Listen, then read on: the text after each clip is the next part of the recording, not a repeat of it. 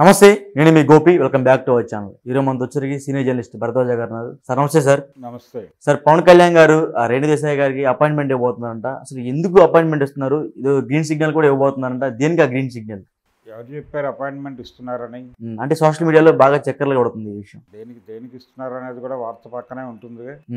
దేనికి ఇస్తున్నారు అంటే హెడ్ లైన్ బాగా చక్కర్లు కొడుతుంది సార్. హెడ్ లైన్ బాగా చక్కర్లు కొడుతుంది. హెడ్లైన్ చక్కర్లు కొట్టడం కాదండి, ఏదో ఒక ఇష్యూ ఉంటుందిగా, కలవటానికి ఒక మోటో ఉంటుంది కదా.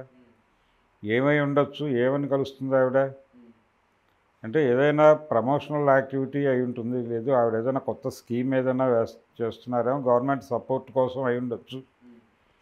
అంటే ఒక పాత పరిచయాన్ని ఒక పాత పరిచయస్తుడిగా అతనితో గుడ్ రిలేషన్ ఉంది ఆవిడకి. ఆయన తనంతటి తానుగా ఆవిడ మీద ఎప్పుడూ నెగిటివ్గా మాట్లాడలేదు. ఆవిడ గొడవంతా అభిమానులతోనే. ఫ్యాన్స్ ప్రతి సందర్భంలోనూ ఆవిడతో లింక్ అయి ఉంది. అంటే వదినా అని టార్చర్ పెట్టారు ఒక దశలో. వదినా ఇలా మాట్లాడకూడదు, నువ్వు అసలు మీకేమిటి గొడవ, మేము ఇద్దరం అయిపోయింది, విడిపోయాం, ఎవరి గొడవ వాడిది, ఎవరి జీవితాల్లో వాళ్ళు ఉన్నాం,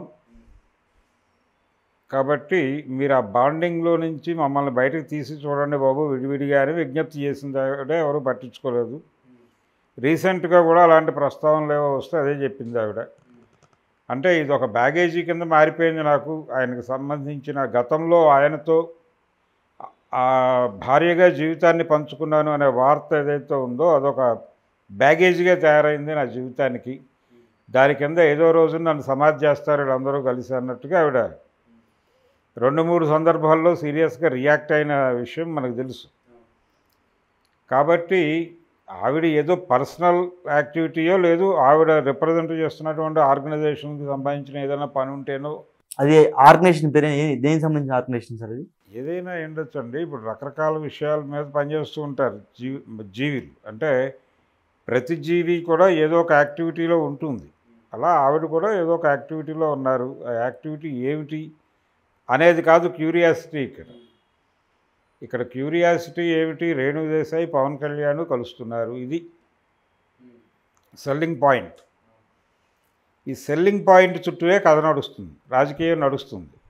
అంతకుమించి ఏ ప్రాధాన్యత ఉండదు. ఈ సెల్లింగ్ పాయింట్ అయిపోయిన తర్వాత వీళ్ళిద్దరి గురించి మాట్లాడేసుకుని ఒక కంక్లూజన్కి వచ్చేసి వదిలేస్తారు. ఫర్దర్గా ఏమిటి వాళ్ళ జీవితాలు, ఎవరి జీవితాలు వాళ్ళు గడుపుతున్నారు, ఆయన జీవితం ఆయనకు ఉంది. నిజానికి ఆవిడ కదా నష్టపోయింది.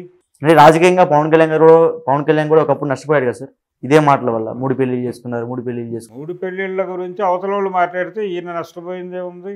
అవతల వాళ్ళు కామెంట్ చేసి వాళ్ళు పలచన అయ్యారు. కానీ ఆవిడ పరిస్థితి ఏమిటి, రేణు దేశాయ్ ఏమైనా గెయిన్ అయిందా? టోటల్గా ఈ గేమ్లో ఆవిడ ఏం గెయిన్ అయింది? ఏమీ కాలేదు కదా. ప్రతి సందర్భంలోనూ వీళ్ళతో ట్రోల్కి గురవుతాం తప్ప విడిగా ఆవిడ గెయిన్ అయింది ఏమిటి? ఏం సాధించింది ఆవిడ? ఏమీ లేదు కదా, బ్యాడ్ నేమ్ తప్ప. అంటే రేణు దేశాయ్ గారికి బ్యాడ్ నేమ్ ఉంది. ఇప్పుడు బ్యాడ్ నేమ్ ఉంది కదా, బ్యాడ్ నేమ్తోనే కదా మాట్లాడుతోంది. కలుస్తున్నారంటే ఆవిడేదో కావాలని విడిపోయినట్టుగా, వదిన నువ్వు కలిసి ఉంటే బాగుండేది, అన్నయ్య దగ్గర ఉంటే ఎలా ఉంటుంది అని టార్చర్ పెట్టబట్టి కదా ఆవిడ. బాబు నన్ను మీరు రియల్గా చూడండి అయ్యా, ఊహల్లో బతకండి అని చెప్పింది ఆ మధ్య ఆవిడ పవన్ అభిమానులకి. ఆవిడ గొడవ పవన్ అభిమానులతో, పవన్ కళ్యాణ్తో కాదు. ఆవిడ చాలా స్పష్టంగా అనేక సందర్భాల్లో ప్రపంచానికి చెప్పింది ఆ విషయం.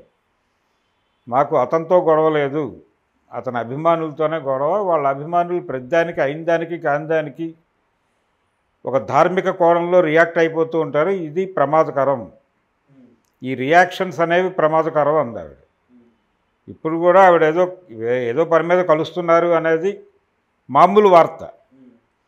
కానీ దానికి ఎందుకు ప్రాధాన్యత ఇస్తున్నారంటే పవన్ కళ్యాణ్ భార్య కాబట్టి దానికి అభిమానులు ఎలా రియాక్ట్ అవుతారో, అభిమానుల ముందు ఈ వార్తని కన్జ్యూమ్ చేయమని పెడితే వాళ్ళు ఏ లెవెల్లో కన్జ్యూమ్ చేస్తారు దీన్ని అనేది క్రైటీరియా. ఇప్పుడు అంటే దానికి ఒక సాలబిలిటీ ఉంది ఆ వార్తకి. ఆ సాలబిలిటీ ఉండటం వల్ల మనం మాట్లాడుకుంటున్నాం. ఆ సాలబిలిటీ తీసేసి చూస్తే ఏముంది అక్కడ విషయం? ఆవిడ ఏదో చేయాలనుకుంటున్నారు, ఒక యాక్టివిటీ, ఏదో స్టేట్కి సంబంధించిన ఒక స్థాయి వ్యక్తితో ఏదో సపోర్ట్ అవసరం అవుతుంది, కలుస్తారు. అది ఇండిపెండెంట్గా ఇంకెవరైనా అయి ఉంటే అది ఇష్యూ అవుతుందో, దాని మీద ఇంతసేపు మాట్లాడుకుంటాం మనం. రేణు దేశాయ్ కాబట్టి మాట్లాడుకుంటున్నాం. రేణు దేశాయ్ పవన్ కళ్యాణ్ కలుస్తున్నారు అనేది సెల్లింగ్ పాయింట్. ఆ సెల్లింగ్ పాయింట్ మీద వ్యాపారం చేయడంలో మనం కూడా దోహదపడుతున్నాం అంతే. సో ఇంకొకటి అంటే పవన్ కళ్యాణ్ గారిని కలవడానికి కారణం ఏంటి? చంద్రబాబుని కలవచ్చు కదా. పవన్ కళ్యాణ్తో తనకు ఉండేటువంటి రిలేషన్ ఉంది, ఆవిడకి పరిచయాలు ఉన్నాయి. ఆ పరిచయం మేరకు వెళ్ళి హాయి చెప్పి బాబు ఇది పని అని చెప్తే అతను చేయొచ్చేమో. ఇప్పుడు చంద్రబాబు దగ్గరికి వెళ్తే మళ్ళీ అదొక స్టోరీ అవుతుందిగా. పవన్ కళ్యాణ్తో పరిచయం ఉన్నప్పటికీ బైపాస్ చేసి చంద్రబాబు దగ్గరికి వెళ్ళిన రేణు దేశాయ్ అంటే అసలు అంత ముఖాలు చూడనంతగా వీళ్ళ మధ్య ఏం జరిగింది అని హెడ్లైన్ పెట్టి మళ్ళీ తమ్నైల్ పెట్టి క్వశ్చన్ మార్క్ వేసి మార్కెట్లో పెడతారుగా. సో తనని తాను సరుకుగా మార్చుకోవడం ఆవిడకి ఇష్టం లేదు. ఏం చేసినా అమ్మాయిని సరుకుగా మారుస్తుంది ఈ ప్రపంచం. ఇలా వినిమయ ప్రపంచంలో సరుకుగా మారటం అనేది ఎవరికైనా ఎంబరాసింగ్ పరిస్థితి. అందుకని ఆవిడ సరుకుగా మారటం ఎందుకులే అని చెప్పి అవాయిడ్ చేస్తుంది. ఎవరిని కలిసినా ఆయన్ని కలిసినా సరుకే ఆవిడ. ఇక్కడ సరుకుగా మారుతోంది ఎవడు, వ్యాపారం చేస్తోంది ఎవడు అనే కోణంలో ఆలోచించాలి విషయాన్ని. ఆవిడ ఏం అడగబోతోంది, ఎందుకు కలుస్తోంది అది కాదు ఇష్యూ. అది ఏదైనా కావచ్చు, అసలు అది ఇమ్మెటీరియల్. కలవటం అనేది సెలబుల్ పాయింట్ అని చెప్పి మార్కెట్ శక్తులు గుర్తించాయి దాన్ని. అంతే, దేర్ ఎండ్స్ ది మ్యాటర్. అది ఇష్యూ అయిపోతుంది. అంటే ఆమె చేసే యాక్టివిటీ ఏదైతే ఉందో అది ప్రీవియస్ గవర్నమెంట్ జగన్మోహన్ రెడ్డి గవర్నమెంట్లో చేయొచ్చు కదా. ఇప్పుడు ఆఫ్టర్ గవర్నమెంట్ మారిన తర్వాత వెళ్ళి పవన్ కళ్యాణ్ గారిని కలిసి మీట్ అవ్వడం వల్ల ఏమన్నా అంటే ప్రయోజనాలు ఇంకా ఎక్కువ పొందే అవకాశం నేను కలుస్తున్నారా? లేదండి, ఆవిడకి ఏదో యాక్టివిటీ ఉంది. ఆ యాక్టివిటీలో గవర్నమెంట్ సపోర్ట్ కోరుకుంటోంది. అక్కడ తెలిసినోడు ఉన్నాడు కాబట్టి అప్రోచ్ అవుతోంది ఆవిడ. వాడు పాజిటివ్గా రియాక్ట్ అయితే దీన్ని చూపించుకుని మరో చోట ఏదైనా చేసుకుంటుంది. ఇదే యాక్టివిటీ ప్రీవియస్ గవర్నమెంట్లో చేయొచ్చు కదా సార్ అంటున్నా నేను. అదేనండి, అప్పుడు ఎందుకు చేయలేదు, ఇప్పుడు ఎందుకు చేస్తోంది? ఇవన్నీ ఇది ఇంత చర్చ జరుగుతుంది అంటేనే దానిలో సెలబిలిటీ ఉందని. సెలబిలిటీ ఉంది కాబట్టి మనం మాట్లాడుకుంటున్నాం. సెలబుల్ ప్రోడక్ట్ ఏదున్నా సరే మార్కెట్ వదిలిపెట్టదు. ఇది మార్కెట్ ఆడేటువంటి ఒక రకమైనటువంటి ఇన్ఫర్మేషన్ టెక్నాలజీ మీద మార్కెట్ ఆడుతున్నటువంటి గేమ్.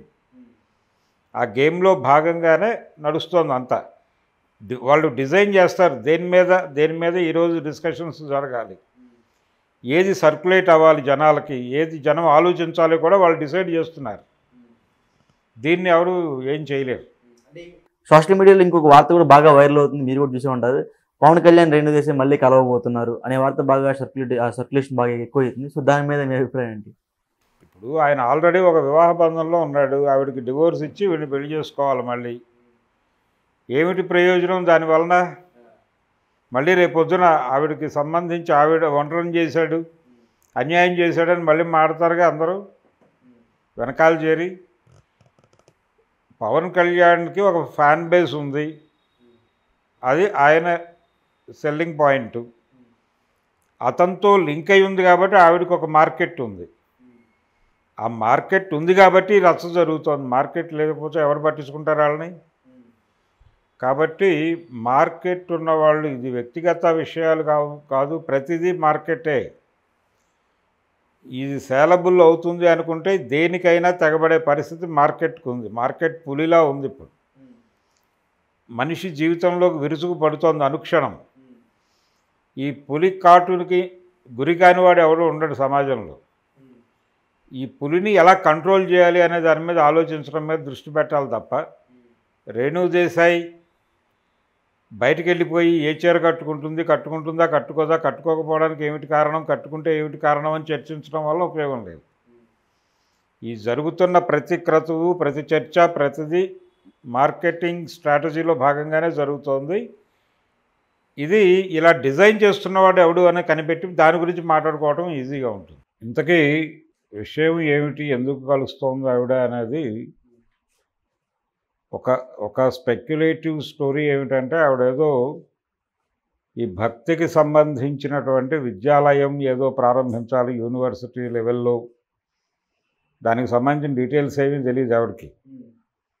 ఇదొక స్పెక్యులేటివ్ స్టోరీ.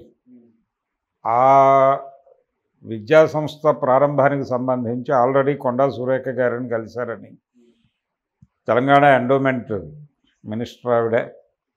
ఆ క్రమంలోనే ఏపీలో కూడా అది చేయటం కోసం అక్కడ ఎండోమెంట్ మినిస్టర్ని కాకుండా ఆనంద్ రామనారాయణ రెడ్డి ఉన్నాడు. అయినప్పటికీ పవన్ కళ్యాణ్తో రిలేషన్ ఉంది కాబట్టి, పరిచయం ఉంది కాబట్టి అట్నుంచి ఒక మాట చెప్పిస్తే బాగుంటుందనే ఉద్దేశంతో ఆవిడ ప్రయత్నం చేస్తోంది అనేది ఆ స్టోరీ ప్రాతిపదికన ఈ గొడవ అంతా జరుగుతోంది. అసలు ఆ యూనివర్సిటీ ఏమిటి, భక్తికి సంబంధించిన ఈ విశ్వవిద్యాలయం ఏమిటి, భక్తికి సంబంధించిన విద్యాలయ స్థాపన అంటే వేదం ఏమన్నా చెప్తారా, వేద విద్యాలయం లాంటివి ఏమైనా పెడుతోందా ఆవిడ?